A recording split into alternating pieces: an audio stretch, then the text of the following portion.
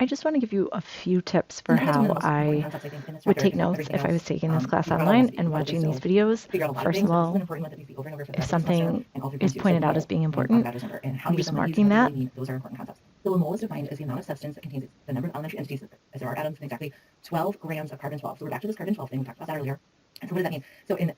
So if you took 12 grams of carbon-12 and counted how many atoms are there, that's a mole. Okay, so it's a counting unit. It's like a dozen. Like if I open up a dozen eggs, there will be 12. But if I open up a box with a dozen shoes, there will be 12. And if I open up a box with I'm a writing down dozen off to plaques, the there will be right 12. anything I don't know. But anyway, that I a dozen just particularly means 12, want right? And the mole to is the same remember thing. to So you count it one review, way, we define it one way. but also It's a marking carbon-12, anything but on then the it's the same for everything. slides So it's that another I part found of those elementary helpful entities. We're talking about things like atoms. We could be talking to about mark like on the electrons. It slides. depends on the context. We could be talking about whole molecules. We will eventually talk about those. But for now, we're basically talking about atoms.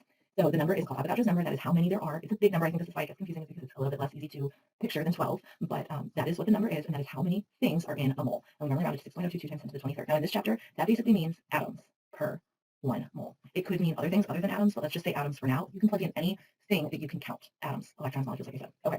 So this is how we can use it like a conversion factor, and we only want to use it for now at least when we're trying to convert between atoms and moles. Okay. Just to give you, again, a little bit of like way to picture that, because it is a little bit more ambiguous than something like 12, these are pictures of a mole of different things. So here's a mole of helium atoms. Here's a mole of water molecules. Here's a mole of sucrose molecules. And the point that we're trying to make In here this case, is we there's don't know not a what lot the of amount of space because we don't. exact And we content, don't know but what the maybe I fluid is can in just yellow put because some we main don't. The mole ideas. has nothing to do with that. What I What it want, means is there are 6.022 times 10 what to the the 23rd helium atoms summary in this of fluid. this slide And there are was. 6.022 times 10 to the 23rd water molecules in this graduated cylinder. Okay, so that's all it means. So just trying to drive that point home.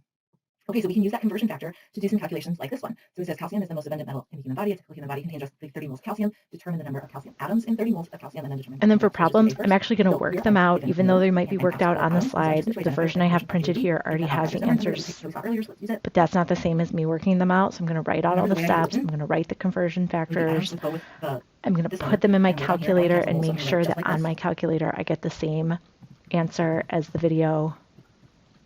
What I mean by just like this is the moles on the bottom, just like I had it on the slide previously. So that way the moles will cancel. It tells me I should multiply the numbers together. And when I put that in my calculator, I got 1.807 times 10 to the 25th calcium atoms. Okay, so it's a ton.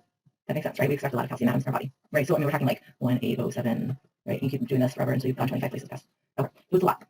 Okay, now the second question is the number of moles of calcium in a And then sample for the second containing example, 1.00 maybe times I 10 to the already 25th kind of atoms. So this understand time what we're to getting an do, atom so and then I asking can us to just convert to work moles. Same ahead conversion and let the factor. video play But and this then time just I'm sort of going to check put my it upside work at down the because I have end. the If I mole or get the the atoms same in this mole. answer, And I want to keep them close. great. If I So put it got like this, a atoms different always answer, use the then I number. would It's always rewind the one mole. video I can and flip it upside see down. So where like I this is went fine because all wrong, atoms cancel. So you have 3 what's moles. different This is on the funny. video I should divide. compared to my 1.00 work. times 10 to the 20th times 1. I hope that's Same. helpful. Divided by this.